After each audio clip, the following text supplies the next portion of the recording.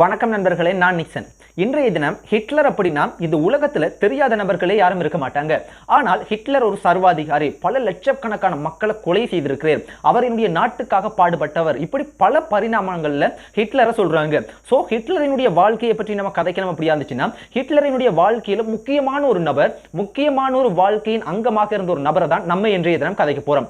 ஆமாம், ஹிட்லரினுடைய மனைவி, ஹிட்லரினுடைய காதலி, ஹிட்லரினுடைய முக்கியமான ஒரு ரிலேஷன்ஷிப்பா இருந்த ஈவா பிரவுன் அப்படின்றவங்களை பத்தி தான் நம்ம இன்றைய தினம் கதைக்க போறோம். ஈவா பிரவுன் யார் அப்படின்னு கேட்டீங்கன்னா, உங்களுக்கு சில நேரத்துக்கு நீங்க அவங்கள பார்த்திருக்க மாட்டீங்க, உங்களுக்கு தெரிஞ்சிருக்கிறதுக்கு சந்தர்ப்பம் இல்ல.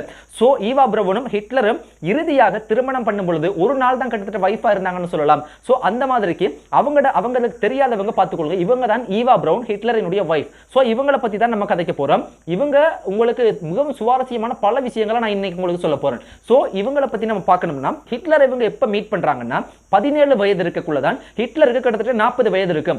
முதல் தடவையாக ஹிட்லரை ஈவா பிரவுன் அப்படின்றவங்க மீட் பண்றாங்க. மீட் பண்ணும்போது ஹிட்லர் அப்படின்றவங்களை மிகவும் பிடிச்சு போயிருது, மிகவும் ஆசையா இருக்குது. வாழ்க்கையில காதல் அப்படின்றது யாராவது ஒரு நபரை பார்க்கக்குள்ள நம்மளுக்கு தோணும், கட்டினா இவங்களை தான் திருமணம் கட்டணும், இவங்களோட தான் வாழ்க்கை வாழணும் இப்படின்னு எல்லாரையும் பார்க்கக்குள்ள தோண்டாது. அது அழகான நபரா இருக்கலாம், அசிங்கமான நபரா இருக்கலாம், எப்படியான மனிதர்களாகவும் இருக்கலாம். இதெல்லாம் தாண்டி அன்பு அப்படின்ற ஒரு விஷயம் எல்லார் மேலையும் உருவாகாது. மிகவும் காதலை அப்படின்றது தெரிவு செய்யறது வாழ்க்கையில ஒரு நபரை தான் மிகவும் பிடிச்சு போகும். அப்படி ஹிட்லரினுடைய வாழ்க்கையில ஹிட்லர் வாழ்ந்த பல சம்பவங்களை நம்ம தெரிஞ்சு கொண்டாலும் ஹிட்லரினுடைய காதல் சம்பந்தப்பட்ட விஷயங்கள் அதிகமான மனிதர்களுக்கு தெரியாது.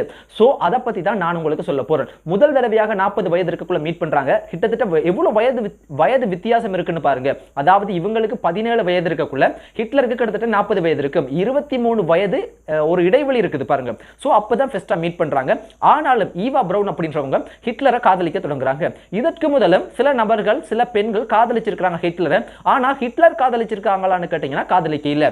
அப்படி நிறைய நபர்கள் ஹிட்லரை காதலிக்க சொல்லி ஹிட்லர் அதுக்கு சரியா உடன்படல் அப்படின்ற எல்லாம் தாண்டி அந்த நபர்கள் இறந்து போயிருக்காங்க, அதாவது தற்கொலை பண்ணி இறந்து போயிருக்காங்க. சோ அந்த மாதிரியான சம்பவங்கள் எல்லாம் ஹிட்லரினுடைய வாழ்க்கையில நடந்திருக்கு. மிகவும் சுவாரஸ்யமான, கட்டாயம் கதைக்க வேண்டிய ஸ்டோரி இது. சில நேரத்துக்கு நீங்க வாழ்க்கையில எவ்வளவோ பிரச்சனைகள் இருக்குது, எவ்வளவோ உலகத்துல எவ்வளவோ சம்பவங்கள் நடக்குது, இதை போய் கதைச்சு கொண்டிருக்கிற நிக்சன் அப்படின்னு நீங்க கேட்கலாம்.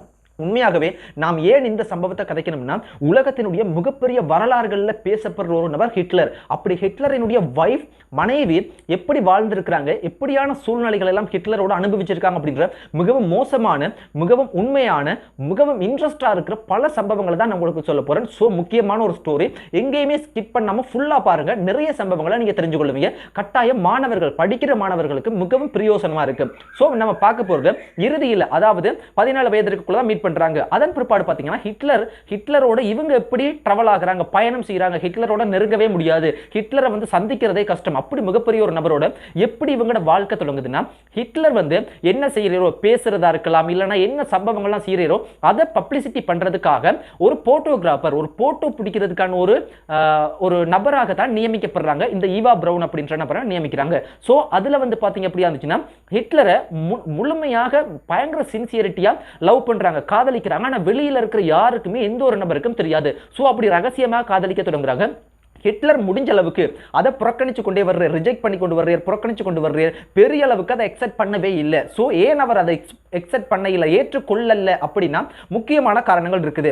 ஒரு மனிதர் ஒரு நாட்டுக்காக போராடுறார், இல்லைன்னா ஒரு சமூகத்துக்கு போராடுறார், இல்லைன்னா மக்களுக்காக போராடுறார், எப்படியும் எடுத்துக்கொள்ளுங்க. சோ இப்படி போராடுற எந்த ஒரு மனிதர்களாக இருந்தாலும் அவர்களுக்கு தனிப்பட்ட ஆசைகள், தனிப்பட்ட எந்த ஒரு நோக்கங்களும் இல்லாத மனிதர்களாக இருந்தால்தான் மக்கள் ஒரு வெகு சீக்கிரத்தில் ஏற்றுக்கொள்வாங்க. சோ அப்படி இருக்கக்குள்ள ஹிட்லர் லவ் பண்ற, காதலிக்கிறார், இந்த மாதிரியான விஷயங்கள்லாம் செய்யும் பொழுது மனிதர்கள் இந்த மாதிரியான தலைவர்கள் உருவாக்குறதுல, ஏற்றுக்கொள்றதுல மக்களே பின்வாங்குவாங்க. சோ அதனால இது ஒரு முக்கியமான காரணமா இருக்கு. அதனால ரிஜெக்ட் பண்றாரு. ஆனா பல பெண்கள் ஹிட்லரை காதலிச்சு, ஹிட்லர் காதலிக்காதனால தற்கொலை பண்ணி இறந்து போயிருக்காங்க. அதே போல ஈவா பிரவுன் என்ன செய்யறாங்கன்னா, ஒரு கட்டத்துல சூசைட் பண்றாங்க. அதாவது இந்த நெஞ்சி பகுதியில, இந்த பகுதியில புல்லட், அதாவது துப்பாக்கியால தன்னையே சுட்டு மாய்த்து கொள்றாங்க. ஆனா இவங்க என்ன செய்யறாங்கன்னா, ஈவா பிரவுன் இறந்து போக இல்லை, இவங்க இதை சூசைட் பண்றதுக்கு சூட் பண்ணி இந்த நெஞ்சு இதயத்தினுடைய இந்த நெஞ்சு பகுதியில் மிகவும் உயிர் போற பகுதியில் படாம கொஞ்சம் மேல் பகுதியில் பட்டிருக்கிறனால உயிர் தப்புறாங்க. ஆனாலும் அதுக்கு பல விமர்சனங்களும் இருக்குது. இவங்க இறக்கணும்னா சரியா அவங்க சுட்டிருக்கலாம், இறக்க கூடாது அப்படின்னு தான் இந்த மேல் பகுதியில் சூட் பண்ணியிருக்காங்கன்னு சொல்லப்படுது. மேல் பகுதியோ கீழ் பகுதியோ சூட் பண்றது அப்படின்றது எவ்வளவு மோசமான செயல், இன்னொன்று அதுக்கு எவ்வளவு பெரிய தைரியம் தேவை. ஸோ அந்த சம்பவம் செய்திருக்கிறனால இவங்க உண்மையா காதலிக்கிறாங்க அப்படின்றது ஹிட்லருக்கு தெரிய வருது. ஸோ அதன் பிற்பாடு ஹிட்லர் என்ன செய்யறாங்கன்னா நேரடியாக மீட் பண்ணி பொக்கை எல்லாம் கொடுத்து இப்படியெல்லாம் செய்யக்கூடாது அப்படின்னு நிறைய அறிவுரைகள் எல்லாம் சொல்ல தொடங்குறார். அதன் பிற்பாடு இது வந்து மிகப்பெரிய சீக்ரெட்டா நடக்கிற ஒரு விஷயம், வெளியில எந்த ஒரு நபர்களுக்குமே தெரியாமல் இவங்களுக்குள்ள நடக்கிற சீக்ரெட்டான விஷயத்தை தான் நான் உங்களுக்கு சொல்றேன். சோ அதன் பிற்பாடு என்ன நடக்குதுன்னா அதன் பிற்பாடு ஹிட்லரோட ஒரு அளவுக்கு ரிலேஷன்ஷிப் ஆக தொடங்கிட்டாங்க. அதன் பிற்பாடு இந்த ஹிட்லர் என்ன செய்யறாருன்னா இந்த போட்டோகிராஃப் பண்றது இந்த மாதிரியான வேலைகளை தாண்டி ஈவா பிரவுனுக்கு ஹிட்லரினுடைய ஒரு பாதுகாப்பு சம்பந்தப்பட்ட ஒரு செக்ரட்டரி அப்படின்ற ஒரு இடத்துக்கு பதவி உயர்த்துற மாதிரிக்கு ஒரு முக்கியமான ஒரு இடத்துக்கு ஈவா பிரவுனை கொண்டு வர்றாங்க. அதன் பிற்பாடு முக்கியமான ஒரு நபராக ஹிட்லரினுடைய வாழ்க்கையில் எல்லா விஷயங்களையும் எல்லா நிகழ்வுகளையும் எல்லா நேரங்களிலும் கலந்து கொள்ற நபராக ஈவா பிரவுன் இருக்கிறாங்க. அப்படியே டெவலப் ஆகி என்ன நடக்குதுன்னா கிட்டத்தட்ட 16 வருடங்களுக்கும் அதிகமாக ஹிட்லர் இந்த பெண்ணை ஈவா பிரவுனை காதலிச்சிருக்காங்கன்னு சொல்லப்படுது. ஈவா பிரவுனும் ஹிட்லரை காதலிச்சிருக்காங்க. ரெண்டு பேருமே சின்சியரிட்டியா காதலிச்சிருக்காங்க அப்படின்னு சொல்லப்படுது. சோ என்ன நடக்குதுன்னா இப்படியே இவங்களோட காதல் வாழ்க்கை வந்து அழகான முறையில் போனாலும் ஹிட்லர் மிகப்பெரிய படைகள், மோசமான படைகள், பல நாடுகள் எதிர்த்து போரிட்டு கொண்டிருக்கிறார். சோ 1945ஆம் ஆண்டு காலப்பகுதியில் தான் இந்த காதல் கதையும் நடக்குது. அதே போல பாத்தீங்கன்னா வந்து இரண்டாம் உலக போரும் தொடங்குது. தொடங்கி பயங்கரமான உயிர் சேதங்கள், பயங்கரமான பொருட்சேதங்கள், உலகம் எல்லாமே வந்து பயந்து அச்சுறுத்தலாகி இருக்கிற ஒரு நபராக ஹிட்லர் மிகப்பெரிய ஒரு போரை நடத்தி கொண்டிருக்கிறார். முதல் உலக போர்ல பாத்தீங்கன்னா ஒரு சிப்பாயா இருந்தவர், ஆனால் இரண்டாம் உலக போர்ல அவர்தான் இந்த போரையே நடத்துறார். சோ அப்படியான சூழ்நிலையில இவர்களினுடைய காதல் கதைகளும் தொடர்ந்து கொண்டுதான் இருக்குது. இதன் அடிப்படையில் என்ன நடக்குதுன்னா தோல்வி அடைய தொடங்குறாங்க. அதாவது ஹிட்லரினுடைய படைகள் அதுக்கு ஸ்பீட் ட்ரக்ஸ் யூஸ் பண்ணியிருந்தாங்க. இப்படி பல விஷயங்கள் இது சம்பந்தப்பட்ட வீடியோகள்லாம் நான் ஆல்ரெடி போட்டிருக்கிறேன், நீங்க அதுகளை பார்த்துக்கொள்ளலாம். சோ என்ன நடக்குதுன்னா ஹிட்லரினுடைய படைகள் தோல்வி அடைய தொடங்குறாங்க. தோல்வி அடையும் பொழுது இந்த எந்த ஒரு பெண்ணாக இருந்தாலும் ஒரு விஷயத்தில் ஒரு ஆண் தோல்வி அடையும் பொழுது நிறைய நாங்க பார்த்திருப்போம், விட்டுட்டு போயிடுவாங்க. அதாவது லவ்வா இருந்தாலும் சரி, திருமணமாக இருந்தாலும் சரி, எந்த ஒரு உறவாக இருந்தாலும் நாங்க ஒரு விஷயத்தில் தோல்வி அடைகிறோம் அப்படின்னா நம்மள இடையிலேயே விட்டுட்டு போற உறவினர்கள் அதிகமாக பார்த்திருப்போம். ஆனால் இந்த ஈவா பிரவுன் என்ன செய்யறாங்கன்னா தோல்வி அடைகிறது எல்லாமே தெரியுது. சோ இப்படி தெரியும் பொழுது ஈவா பிரவுன் ஹிட்லர் சொல்ற எல்லாத்தையுமே சொல்றாங்க, எதிர்த்து கதைக்கிறது இல்ல, என்ன சொன்னாலும் அது எல்லாத்தையுமே ஏற்றுக்கொண்டு முழுமையான அன்பை ஹிட்லரோட செலுத்துற ஒரு நபராக இருந்திருக்கிறாங்க. ஆனால் ஹிட்லர்கிட்ட முதல் தடவையாக ஈவா பிரவுன் என்ன செய்யறாங்கன்னா நீங்க எனக்கு ஒரு பிராமிஸ் பண்ணணும், எனக்கு ஒரு விஷயத்துக்கு நீங்க செஞ்சு தரணும் அப்படின்னு சொல்றாங்க. நீங்க இதுக்கு மறுப்பு தெரிவிக்க கூடாது, முதல் தடவையாக நான் உங்கள்ட்ட ஒரு விஷயத்தை ரிக்வெஸ்ட் பண்றேன் அப்படின்னு சொல்றாங்க ஈவா பிரவுன். என்ன அப்படின்னு பாத்தீங்கன்னா நான் இந்த ஆல்ரெடி நான் தோல்வி அடைகிறதோ வெற்றி அடைகிறதோ அதெல்லாம் இரண்டாவது பட்சம் இருக்கட்டும், ஆனால் இறந்ததுக்கு பிற்பாடு ஹிட்லர் அப்படின்ற மிகப்பெரிய ஒரு தலைவர் ஒரு திருமணமாகாத பெண்ணோட இருந்தவர் அப்படின்ற ஒரு கெட்ட பெயர் இந்த உலகத்துக்கு வரக்கூடாது. சோ அதனாலேயே என்னுடைய ஒரு விருப்பமும் இருக்கிற காரணத்தினால என்னைய நீங்க திருமணம் பண்ணிக்கொள்ளணும்னு சொல்லப்படுது. இவ்வளவு நாட்களா காதலிச்சு ஒரு காதலர்களா தான் இவங்க இரண்டு பேருமே இருந்திருக்காங்க. ஆனால் ஹிட்லர் திருமணம் பண்ணி கேட்கறனால ஹிட்லர் என்ன செய்யறாங்கன்னா அதுக்கும் பல ஜோசிச்சாலும் ஓகே அப்படின்றார். ஏன் அவர் நிறைய ஜோசிக்கிறார் அப்படின்னா வேற எந்த ஒரு காரணமும் இல்லை, ஒரு வேளை திருமணமான ஹிட்லரினுடைய மனைவியாக இருந்தால் எவ்வளவு நாடுகள், எவ்வளவு எதிரிகள், எவ்வளவு மோசமான பிரச்சனைகள் எல்லாமே வரும் அப்படின்றத நான் சொல்ல தேவையில்லை. கிட்டத்தட்ட 100% உயிராபத்து அப்படின்றது இருந்தே ஆகும். சோ அந்த காரணத்தினால் அதாவது ஒரு செக்ரட்டரியா இருந்து ஒரு போட்டோகிராஃபரா இருந்து வெளியேறினாலும் ஒரு உயிராபத்து அப்படின்ற ஒரு விஷயத்துக்கு போறதுக்கு சந்தர்ப்பங்கள் சரியான குறைவாக இருக்கும் என ஹிட்லர் என்றார். ஆனாலும் அதையும் தாண்டி நான் இறந்தாலும் சரி உயிரோடு இருந்தாலும் சரி என்ன நடந்தாலும் சரி என்னுடைய வாழ்க்கை முழுதும் உங்களோட தான் இருக்கணும்னு நினைக்கிறேன். சோ அதனால என்னைய திருமணம் பண்ணிக்கொள்ளுங்கன்னு கேட்கிறாங்க. அதனால என்ன நடக்குதுன்னா வந்து திருமணம் பண்றாங்க. கிட்டத்தட்ட ஒரு மிகப்பெரிய சர்வாதிகாரியான உலகத்தை அச்சுறுத்தின ஹிட்லர் அப்படின்றவருடைய திருமணம் எப்படி நடக்குதுன்னா ஒரு கிட்டத்தட்ட 10 நபர்கள் கூட இல்ல, அவருடைய முக்கியமான அதிகாரிகள், அதே போல ஈவா பிரவுன் அப்படின்ற காதலை ஹிட்லர், இவங்க எல்லாமே வந்து பாத்தீங்கன்னா அந்த போட்டோவை தான் நான் உங்களுக்கு காட்டணும்னு நினைக்கிறேன். எப்படி இந்த திருமணம் நடந்திருக்குன்றது முதலாவது பாருங்க. இந்த திருமணத்துல இதுதான் இவங்களோட திருமணமாக இருக்கிற போட்டோ. சோ இதுல பாருங்க நீங்க அழகா பயங்கர சிம்பிளா ஒரு எந்த ஒரு ஆடம்பரமுமே இல்லாம சின்ன ஒரு சிம்பிளா அவங்கள்ட்ட இருக்கிற வசதிகளை பொறுத்து, ஏன்னா தோல்வி அடைஞ்சு கொண்டிருக்கு நாடு, ஜெர்மனி நாடு பார்த்தீங்கன்னா இவங்க வந்து உலகத்தை எதிர்த்து தோல்வி அடைஞ்சு கொண்டிருக்காங்க. அப்ப அந்த சமயத்துல தான் அந்த திருமணம் 1945ஆம் ஆண்டு ஏப்ரல் 29ஆம் தேதி நடக்குது. சோ நடக்கும்போது பார்த்தீங்கன்னா ஒரு குறைஞ்சபட்சம் நபர்களோட யோசிச்சு பாருங்க எப்படி இருக்குது. ஹிட்லர் அப்படின்ற மிகப்பெரிய ஒரு சர்வாதிகாரி, மிகப்பெரிய ஒரு தலைவரினுடைய திருமணம் ஒரு 10 நபர்கள் இருக்கிற மிகப்பெரிய ஒரு சிறிய அறையில சரியான ஒரு சாதாரணமான முறையில் நடக்குது அப்படின்றத யோசிச்சு பாருங்க. என்னாலுமே யோசிச்சு பார்க்கக்குள்ள அவ்வளவு தூரத்துக்கு அன்பிலீவபிளா இருக்கு, நம்பவே முடியாத ஒரு விஷயமா இருக்குது. சோ அப்படிதான் நடக்குது. அதன் பிற்பாடு திருமணம் ஆகுது, திருமணமா முடியுது. திருமணம் ஆகின உடனேயே இன்னொரு மிகப்பெரிய ஒரு சோகமான சம்பவம் ஒன்று நடக்குது. ஏன்னா ஹிட்லரினுடைய படைகள் தோல்வி அடைகிற காரணத்தினால இவங்க ஒரு குறிப்பிட்ட பகுதியில் பதுங்கி இருக்கிறாங்க. அதாவது யாருமே கண்டுபிடிக்க முடியாமல், யாருமே நெருங்க முடியாத மிக பாதுகாப்பான ஒரு இடத்துல தான் ஹிட்லர் இருக்கிறார்.